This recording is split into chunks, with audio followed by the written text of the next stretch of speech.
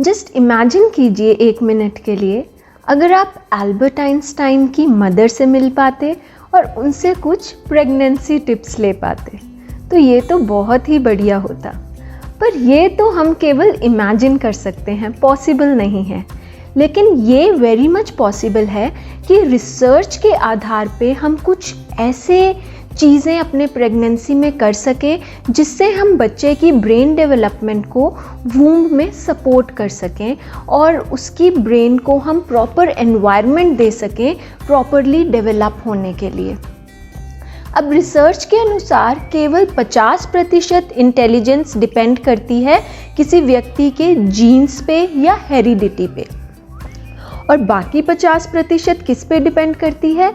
Environment जो उसको मिलता है in the womb and during his initial years after birth. उस एनवायरनमेंट, सर्कमस्टांसेस, लर्निंग कंडीशंस पे डिपेंड करता है कि एज एन एडल्ट वो कितना इंटेलिजेंट होगा, कैसे सिचुएशंस को रिएक्ट करेगा, उसके इमोशंस कैसे होंगे, वो लोगों की फीलिंग्स को कितना समझ पाएगा और अपनी फीलिंग्स को कितना कन्वे कर पाएगा, सिचुएशन को कितना समझ पाएगा और किस प्रकार से उसको रिएक्ट कर पाएगा। डिपेंड करता है उसको क्या एनवायरनमेंट, लर्निंग एनवायरनमेंट मिला है वूम्ब में and in the initial few years of his life. तो इस वीडियो में हम आज ऐसी 3 चीज़ें डिस्कस करेंगे जो कि बच्चे को वूम्ब में ही एक अच्छा लर्निंग एनवायरनमेंट देने में हमारी मदद करेगी। अब एक तो न्यूट्रिशन, नो डाउट कि अच्छा nutrition, folic acid, iron, calcium and बादाम खाने चाहिए, अखरोट खाने चाहिए definitely, and it's no doubt it is very important. Diet is the one of the strongest pillar कि बच्चे की ब्रेन ग्रोथ अच्छी होएगी। पर हम आज के वीडियो में न्यूट्रिशन की बात नहीं करेंगे। आज के वीडियो में हम ऐसी 3 लाइफस्टाइल चीज़ों की बात करेंगे जिससे हम वूम्ब से ही बच्चे की ब्रेन ग्रोथ को सपोर्ट कर सकते हैं और उसको हम प्रमोट कर सकते हैं। तो आइए शुरू करते हैं हमारी पहली लाइफस्टाइल चीज़ से। पहली चीज़ है म्यूज़िक। अब रिसर्च क्लियरली दर्शाती है कि जो बच्चा वूम्ब में म्यूज़िक सुनते हैं उनकी ब्रेन ग्रोथ बेटर होती है दैन दोज जिन्होंने रेगुलरली डेली बेसिस पे म्यूज़िक नहीं सुना है। अब म्यूज़िक से क्या होता है, जैसे एडल्ट्स काम हो जाते हैं, रिलैक्स्ड हो जाते हैं, वही इफ़ेक्ट मदर के इमोशंस का बच्चे तक भी पहुंचता है, क्योंकि जो serotonin, feel good hormones body में प्रोड्यूस होते हैं म्यूज़िक सुनने से, वो प्लासेंटा को क्रॉस करके बेबी तक पहुंचते हैं एंड लगभग 2 घंटे तक वो हार्मोन वहाँ रहता है वूम्ब में और बच्चे को इफ़ेक्ट करता है, उसको हेल्प करता है काम फील करने में, कंफर्टेड फील करने में। तो किस टाइप का म्यूज़िक सुनना चाहिए प्रेगनेंसी में? Soothe, soft, calming music and preferably a repetitive kind of music, same kind of music जो आप डेली रोज़ सुन रहे हैं, जिससे बच्चा थ्रू म्यूज़िक आपको आइडेंटिफाई कर पाए और उसको एक सेंस ऑफ सिक्योरिटी फील हो, आपसे एक सेंस ऑफ रिलेशनशिप फील हो।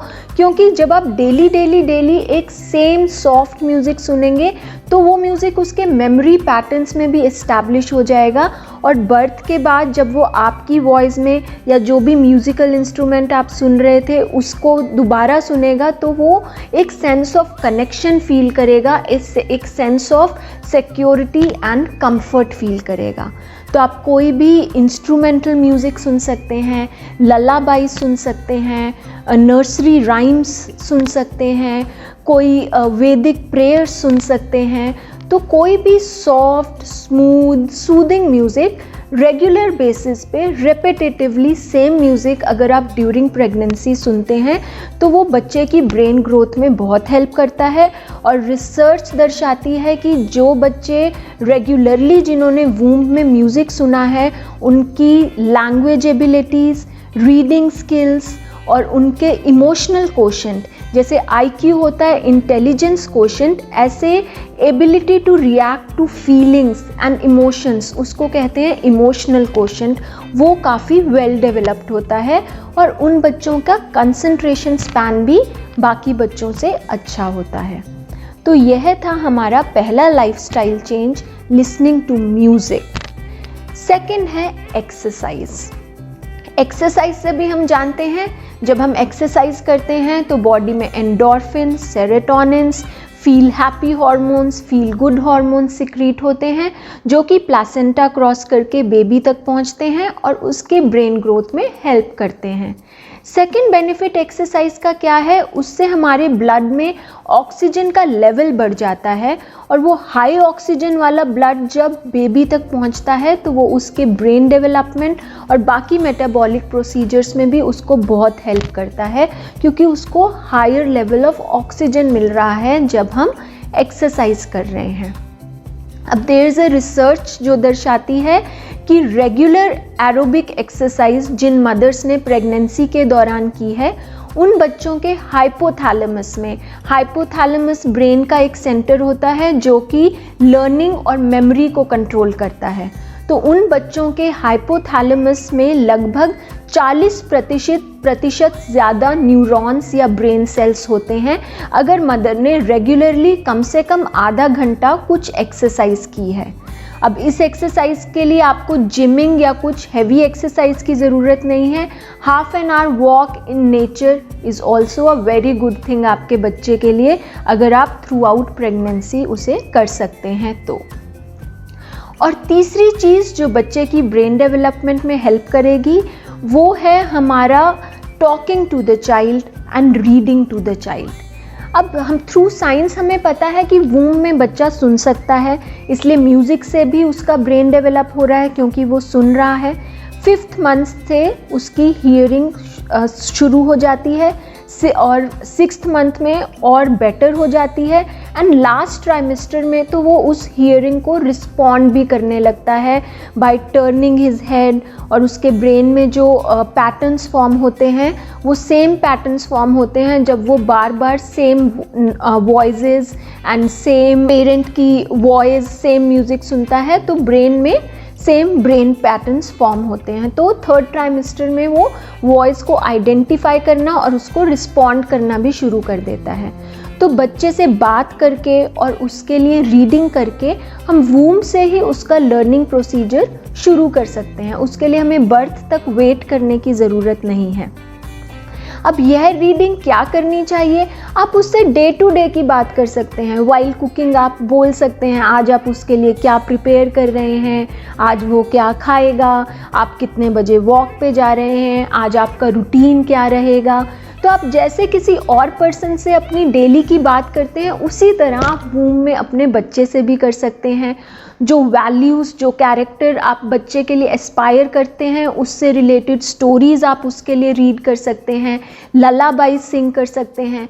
जब उसके सोने का टाइम हो गया, वूम से ही आप उसको ललाबाई सुनाकर सुला सकते हैं and he will respond to it.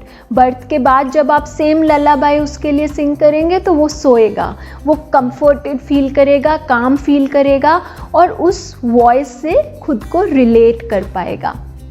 अब इस रिगार्ड में there is a very interesting talk on TEDx by mister Robert Waldinger. Mr. Robert, he is a psychiatrist and he is a professor in the Harvard University। और अगर आप TED Talks में उनकी talk देखेंगे तो उन्होंने एक बहुत इंटरेस्टिंग टॉक दी है कि ह्यूमन लाइफ में मोस्ट इम्पॉर्टेंट थिंग हैप्पीनेस के लिए है रिलेशनशिप्स। तो ये रिलेशनशिप आप बच्चे को वूम से ही उसको ये रिलेशनशिप का कंफर्ट और सेंस ऑफ सिक्योरिटी दे सकते हैं by talking to him, by reading out to him, by singing to him. और वो आप फील करेंगे बच्चे के बर्थ के बाद कि how he is reciprocating with what you have practised during pregnancy. उम्मीद करते हैं यह जानकारी आपको हेल्दी प्रेगनेंसी मेंटेन करने में मदद करेगी। धन्यवाद।